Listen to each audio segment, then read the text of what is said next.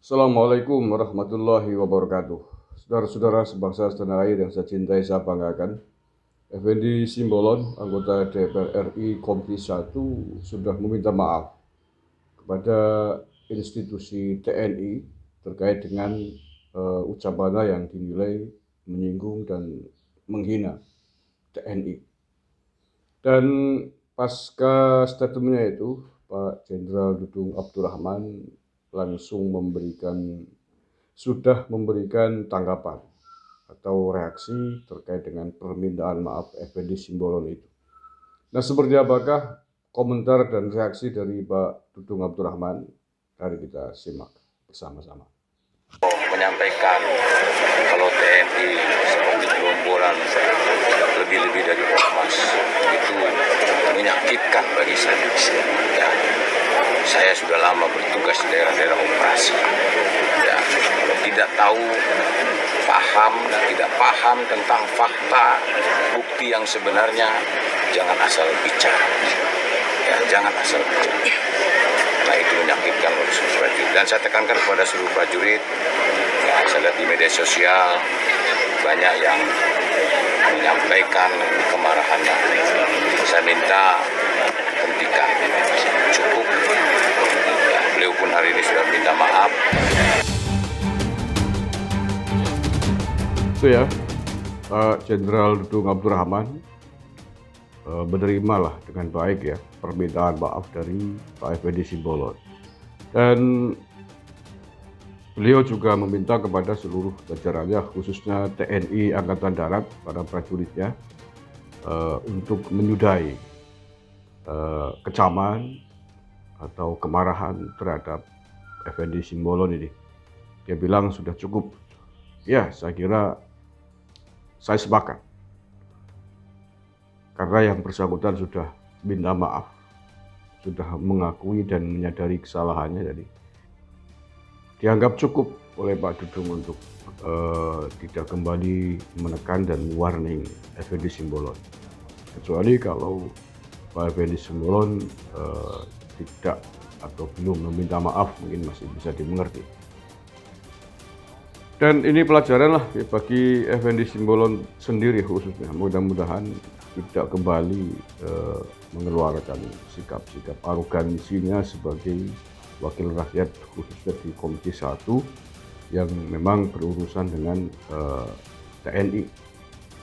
Bidangnya termasuk dalam lingkup persoalan TNI.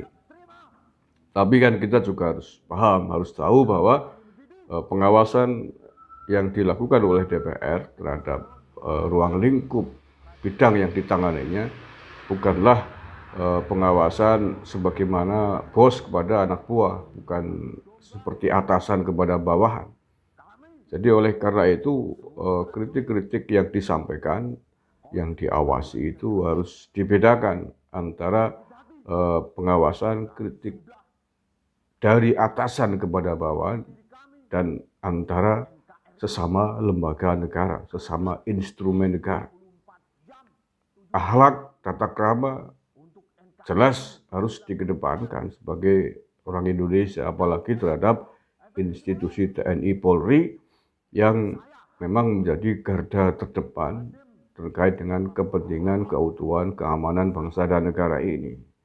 Jadi ini fatalnya kan itu sebenarnya dari Pak Effendi Simbolon. Pertama, narasi atau cara menyampaikan kritiknya ini terlalu keras, terlalu tajam, sehingga kemudian dinilai menjebol nilai-nilai norma-norma yang ada di tanah air ini, apalagi terkait dengan TNI. Itu yang kedua ya. Jadi mengapa ini fatal? TNI itu garda terdepan bangsa ini, pengawal bangsa ini, penjaga keamanan bangsa ini. Sehingga kalau sampai kemudian terusik, ini berbahaya sekali buat kita semuanya, sangat berbahaya sekali. Ya jangan, kalau reaksi TNI begitu ya, seperti yang kemarin sudah saya upload banyak kemarahan-kemarahan dari prajurit TNI, dari yang bawah, level bawah sampai yang perwira banyak ya. Itu menurut saya wajar, karena memang bidang tugasnya TNI ya begitu. Diskusinya TNI ya begitu, mungkin itu prajurit, pasukan perang gitu ya. Makanya hati-hati kita dengan institusi TNI. Ya bukan berarti anti kritik. Dalam negara demokrasi seperti kita ini semuanya bisa dikritik, termasuk TNI, presiden, para menteri, dan anggota DPR sendiri. Tapi kan kita juga punya nilai norma sebagai orang timur bagaimana cara mengkritiknya. Mengkritik di dalam dan mengkritik di ruang publik. Yang disampaikan Pak Effendi Simbolon di ruang publik itu. Dengan narasi seolah-olah sebagai atasan, seolah-olah gitu gayanya itu loh. Padahal yang dihadapi, yang diajak bicara adalah Panglima TNI. Ya tentulah itu akan menyinggung besar, menyinggung berat para prajurit di bawah. Itu pasti. Dan ketersinggungan prajurit ya begitu. Masa harus prajurit menyampaikan ketersinggungannya, kemarahannya dengan mengolah narasi kata muter-muter, ini bukan prajurit namanya, itu politisi. Jadi kalau saya sih bisa memahami, saya bisa menerima sekali kemarahan-kemarahan yang disampaikan, yang diluapkan oleh prajurit TNI di bawah. Ya prajuritnya begitu, diskusinya ya begitu prajurit. Dia dididik untuk perang, gimana sih? Ya, prajurit itu dididik untuk perang. Perang membela bangsa dan negaranya, membela institusinya. Bukan dididik untuk bernarasi, dangkik-dangkik, mengolah kata, banjir dari langit turun ke bumi, bukan begitulah. Air dari hujan, takdirnya, sunatullahnya adalah masuk ke bumi. Bukan dialirkan dengan gorong-gorong ke laut, bukan begitu. Itu bukan. Kalau itu politisi. Ya, sekali lagi ini jadi pelajaran lah ya bagi anggota DPR kita. Kalau perlu nggak usah pamer ke publik sidang-sidang komisi itu kalau sekiranya materinya adalah sensitif, materi yang bisa menimbulkan salah paham, bisa menimbulkan kegaduhan, gejolak reaksi di tengah masyarakat. Toh target dan tujuan kalian kan bagaimana membenahi, memperbaiki seluruh sistem instrumen negara ini sesuai dengan komisinya masing-masing. Ya silakanlah, panjenengan udah tua-tua, udah senior-senior politisi di DPR, mana yang layak untuk dipublikasikan, mana yang tidak, gitu kan begitu. Kalau kemarin kasus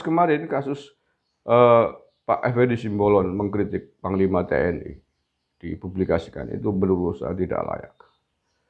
Tidak layak dipublikasikan dan tidak layak sikapnya terhadap Panglima TNI dan terhadap institusi TNI. Itu sangat membahayakan. Ini sudah saya sampaikan di vlog pertama kali terkait dengan rapat Komisi 1 dengan Panglima TNI itu jauh sebelum ini menjadi geger-geger rame. Saya mengatakan jangan jadi kompor anggota DPR terhadap TNI. Ya, faktanya benar. Kemudian banyak menyulut reaksi dari prajurit-prajurit TNI kita. Terima kasih, mudah-mudahan ada manfaatnya. Wallahul muwaffiq ila aqwamit thoriq. Bila taufiq wal hidayah wa ridha wal inayah. Assalamualaikum warahmatullahi wabarakatuh. NKRI harga mati.